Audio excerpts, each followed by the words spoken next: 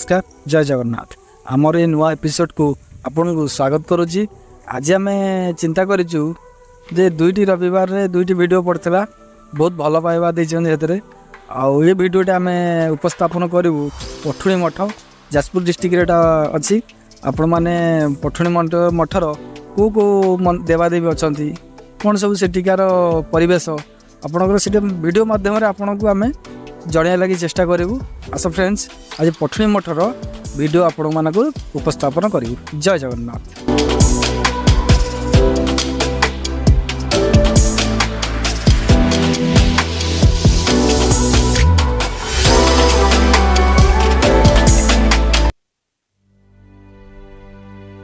जय जगन्नाथ आम आसी पहुँची गलु पठुणी मठर पाद देश ये पाद देश कौन कौन किंवदंती अच्छी आपण मानक वीडियो माध्यम निश्चित जन।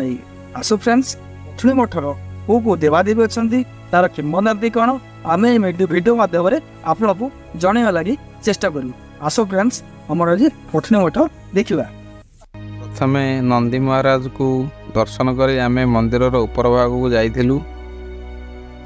मंदिर ऊपर भाग जावाक ये पाहाच मध्यम आप जी ये जो स्थानटी रही जाजपुर जिलार धर्मशाला ब्लॉकर साणीटिया पंचायत चारगोट ग्राम यहीठार रही महादेवंकर एक मंदिर एवं श्री गोपाल जी एक मंदिर एवं श्री कार्तिकेश्वर एक मंदिर रही।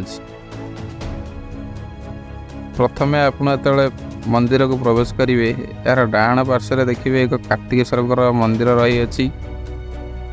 ये हूँ से मंदिर कार्तिकेश्वर मंदिर बहुत सुंदर प्रतिमूर्ति रही कार्तिकेश्वर। प्रथम आप दर्शन करी मंदिर भीतर को प्रवेश करेंगे। ये हूँ से मंदिर देखो मंदिर केते सुंदर भाव रही। ये हूँ मंदिर चतुर्पार्श्वर दृश्य देखो मंदिर चतुर्पार्श्वर दृश्य बहुत सुंदर। ये हूँ मंदिर सम्मुख भाग ये हूँ महादेवंकर एक लिंग ये हूँ महादेवंकर मंदिर तार पड़ को लगी रही एक छोट मंदिर मंदिर प्रतिष्ठाता बाबाजी प्रतिमूर्ति यहाँ रही। बाबाजी प्रतिमूर्ति मंदिर सम्मुख भाग माँ वृद्धावती छोट प्रतिमूर्ति रही। तार कड़ को लगी रही एक छोट पार्क टे रही। ये हूँ प्रभुंकर अपार महिमारू भक्त मानकर मनस्कामना पूर्ण होता नाग एवं वृषभ। ये देख मंदिर सौंदर्यटी जो पार्श्वर देखिले आप जापर मंदिर केते सुंदर मंदिरटी पहाड़ मध्य भाग रही। ये जो मंदिर सम्मुख द्वार ये जो मंदिर भीतर दृश्य देखो मंदिर सौंदर्य केते रही एवं कलाकृति देखो कबाटटी केते सुंदर भाव तैयारी होई। यहीठारू ताटी पड़ी आपटे जी एक हनुमान मंदिर अच्छी ऊपर ये देखो देख विमान रही केते सुंदर भाव रंग दिखाई अति स्वर्ण सुनार रंग जाकि देखने लगे कि सुनार विमान भली लगे आपन को।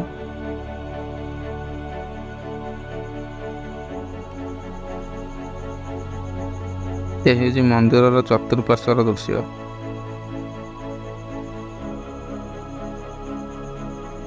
मंदिर विभिन्न पार्श्वर आप बुलिकी देखिए अति सुंदर भाव किपरि सब प्रतिमूर्ति निर्माण करा जायछि। एटार किसी समय बसिबे मानसिक शांति पाई परिबे। बहुत शांत परिवेश यही मंदिरटी अच्छी। ये होती मंदिर समग्र वृषभ महाराज। ये हूँ मंदिरटी देखो यही कर को लगी रही पहाड़टी पहाड़ ऊपर को आम जाइलु एक हनुमान मंदिर रही। पहाड़ ऊपर देखो मंदिर କେତେ ସୌନ୍ଦର୍ଯ୍ୟପୂର୍ଣ୍ଣ ମନ୍ଦିର, କେତେ ସୁନ୍ଦର ଦେଖାଯାଉଛି। ଏ ହେଉଛି ସେ ହନୁମାନଙ୍କର ମନ୍ଦିର। ଏଠାରେ ହନୁମାନଙ୍କର ବୀର ପ୍ରତିଷ୍ଠା କରାଯାଇଛି। ଦେଖନ୍ତୁ ଏଇ ପାହାଡ଼ ଉପରୁ ପାଖରେ ଥିବା ଗ୍ରାମ ଗୁଡ଼ିକ ଏବଂ ଜମି, ଛୋଟ ଜଙ୍ଗଲ, କେତେ ସୌନ୍ଦର୍ଯ୍ୟପୂର୍ଣ୍ଣ ପରିବେଶ। ଏଇଠାରେ ଆପଣ ଠିଆ ହେଲେ ବହୁତ ଦୂର ଯାକେ ଦେଖିପାରିବେ। ଏଠି ଏକ ଟ୍ରେନ୍ ଲାଇନ୍ ରହିଅଛି। ଏ ହେଉଛି ମନ୍ଦିରର ସମ୍ପୂର୍ଣ୍ଣ ମନ୍ଦିରର ଦୃଶ୍ୟ। ଆପଣ ଯେତେବେଳେ ବି ଏହି ସ୍ଥାନକୁ ଆସୁଛନ୍ତି ନିଶ୍ଚିତ ଭାବରେ ଥରେ ଆସନ୍ତୁ। ଏଇ ଯେଉଁ ବଡ଼ ସୁନ୍ଦର ଜାଗା ରହିଅଛି ନିଶ୍ଚିତ ଭାବରେ ଥରେ ଆସନ୍ତୁ। ଏ ହେଉଛି ସାଣିଟିଏ ପଞ୍ଚାୟତର ଚାରଗୋଟ ଗ୍ରାମରେ ଅବସ୍ଥିତ, ଯାହାର ନାମ ହେଉଛି କଠଉଣି ମଠ ପାଦୁକାଗିରି। ଏଇଟାରେ ଶ୍ରୀରାମଚନ୍ଦ୍ରଙ୍କର କଠଉ ଚିହ୍ନ ରହିଅଛି ବୋଲି ଏହି ଜାଗାର କଠଉଣି ମଠର ନାମରେ ନାମିତ ରହିଅଛି। ଭିଡ଼ିଓଟି ଯଦି ଆପଣଙ୍କୁ ଭଲ ଲାଗିଥାଏ ଆମ ଚ୍ୟାନେଲକୁ ସବସ୍କ୍ରାଇବ୍ ଏବଂ ଭିଡ଼ିଓକୁ ଲାଇକ୍ ସେୟାର କରିବାକୁ ଭୁଲିବେ ନାହିଁ। ଜୟ ଜଗନ୍ନାଥ।